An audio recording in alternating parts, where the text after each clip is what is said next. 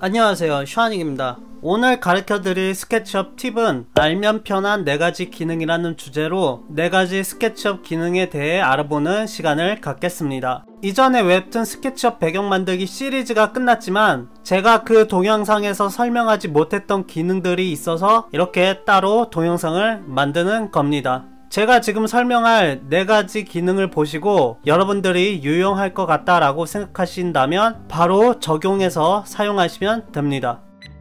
맨 처음 기능을 설명하기 위해서는 여러가지 도형을 한번 만들어 볼게요. 이렇게 3가지 도형을 만들었는데 외곽선에 보이는 이 모양대로 줄여주는 기능이 있어요. 그게 바로 뭐냐면은 요거예요. 오프셋이라는 이 기능이 있는데 이걸 선택하고 도형에 마우스에 갖다 대면은 뭔가 이렇게 인식을 해요. 이렇게 인식을 한 상태에서 클릭을 한 다음에 드래그를 이렇게 하면은 선택한 면의 외곽의 모양을 그대로 따라서 이렇게 줄여줍니다. 이렇게 줄여주면은 많은 응용이 되겠죠. 뭐 이렇게 올려가지고 이렇게 2단으로 이렇게 올려서 이런 모양으로 한다든지. 그러니까 여러분들은 이런 도형의 이 외곽선과 똑같은 모양으로 안쪽에 만들고 싶어서 똑같이 동그라미를 가져와서 이렇게 할 필요 없다는 거죠. 왜냐, 이 기능이 있어서 정확하게 정중앙을 외곽선의 모양으로 따주고 이런 식의 모양을 쉽게 만들 수 있습니다. 예를 들어서 이런 식으로 계단 같은 도형을 만들고 싶다 하면은 이렇게 만들면 됩니다. 첫 번째 알려주고 싶었던 유용한 기능은 이 오프셋 기능입니다.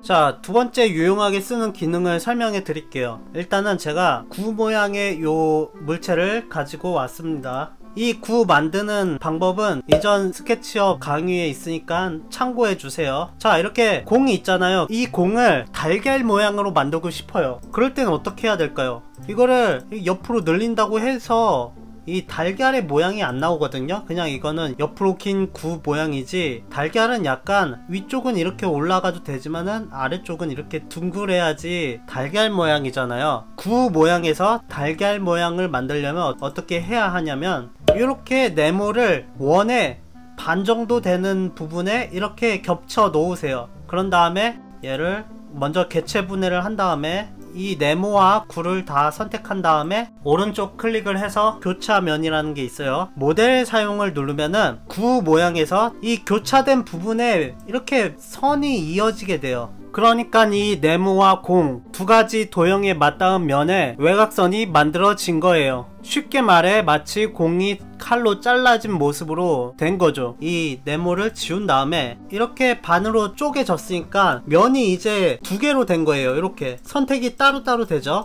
이 상태에서 반쪽을 선택해서 배율을 눌러서 옆으로 길게 늘립니다. 그러면은 이거를 이렇게 세로로 돌려 놓으면은 이렇게 달걀 모양의 물체가 만들어졌습니다. 살짝은 어색하네요. 좀 더 한 번 더 잘라서 여기를 좀 더 뾰족하게 해야지 정확한 달걀 모양이 될 것 같은데 그냥 요 정도로 제가 마치겠습니다. 아무튼 이 교차면 모델 사용을 사용하면은 물체를 내가 원하는 모양으로 자를 수 있다는 걸 알아두시면 됩니다. 그리고 이거는 보기 메뉴에서 도구 팔레트 고체 도구를 누르면 이렇게 교차면을 여러가지로 자르고 남길 수 있는 컨트롤 창이 있는데요. 이거를 사용하면 편하긴 한데 근데 제 스케치업 버전이 이상한 건지 아니면 제가 제대로 사용을 못하는 건지 모르겠지만 이 버튼들이 활성화가 안 돼 있어요. 예를 들어서 이거 2개를 이렇게 해서 이거를 누르려고 하면 이게 안 눌러져요. 그리고 이 뜨는 거 하나를 눌러도 고체가 아니라서 할 수 없다, 뭐 이런 식의 경고창이 뜨면서 안 되는데, 그래서 저는 그냥 이렇게 2개 있으면은 고체 도구 이 컨트롤 창을 사용하지 않고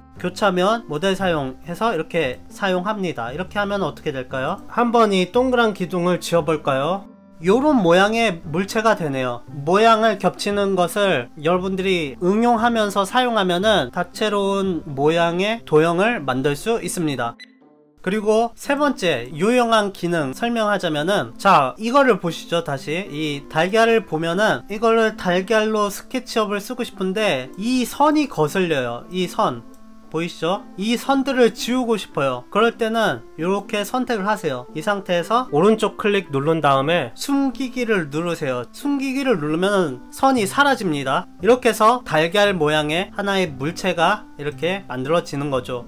이런 식으로 숨기기 기능을 누르면은 지워지는 게 아니라 우리 눈에 안 보이게 하는 거예요.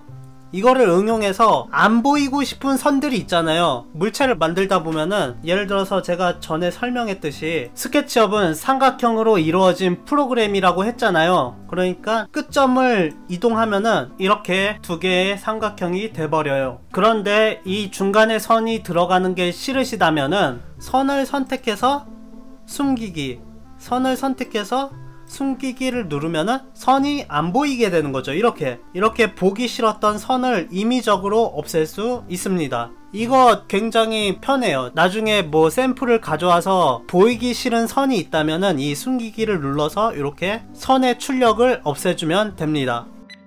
자, 네 번째 스케치업 기능을 설명하기 위해 샘플을 가져오겠습니다. 멋있는 앵글을 한번 만들어 볼게요. 노인과 이 차를 이용해서 카메라 들어가서 시야를 누른 다음에 시야를 조정해서 멋있는 앵글을 이렇게 임의적으로 만들었어요. 근데 이 앵글을 만들었는데 이 카메라 앵글을 저장하는 기능이 있어요. 자, 창에서 장면이라고 써있는 게 있어요. 이걸 누르면은 이런 창이 뜹니다. 내가 저장하고 싶은 앵글이 생겼다 싶으면 이 플러스 버튼, 장면 추가 버튼을 누릅니다. 이렇게 지금 보고 있는 앵글이 장면 1로 추가가 된 겁니다. 자, 그러면은 다른 도형을 수정하려고 움직이거나 다른 앵글을 찍으려고 이렇게 카메라를 움직여도 이걸 더블 클릭하면은 이렇게 제가 설정했던 앵글로 다시 돌아옵니다. 이 장면 기능이 똑똑한 게 뭐냐면은 카메라 앵글 위치뿐만 아니라 시야각까지 저장해 줍니다. 예를 들어서 시야를 다시 과투시가 아니라 평범한 투시로 바꾼 다음에 이 장면을 누르면은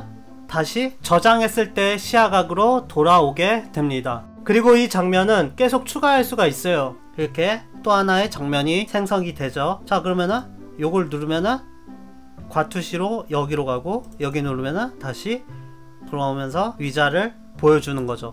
이런 식으로 저는 작업을 할 때 웬만하면은 이 장면을 설정해 놔요. 그래야지 나중에 이렇게 막 움직여도 이전 앵글이 필요할 때를 대비해서 중요한 장면은 무조건 저장해 놓는 습관을 가지고 있습니다. 이 장면 저장한다고 메모리가 높아지고 이런 거 아니니까 여러분들도 앵글을 저장해 놓는 이 기능을 유용하게 사용하길 바랍니다. 오늘은 제가 스케치업에 알면 편한 오프셋, 교차면 모델 사용, 숨기기, 장면, 이 네 가지 기능에 대해 간략하게 설명해 드렸는데요. 좋은 정보가 되셨다면 좋아요 버튼과 구독 버튼을 눌러주세요. 감사합니다. 샤닉이었습니다.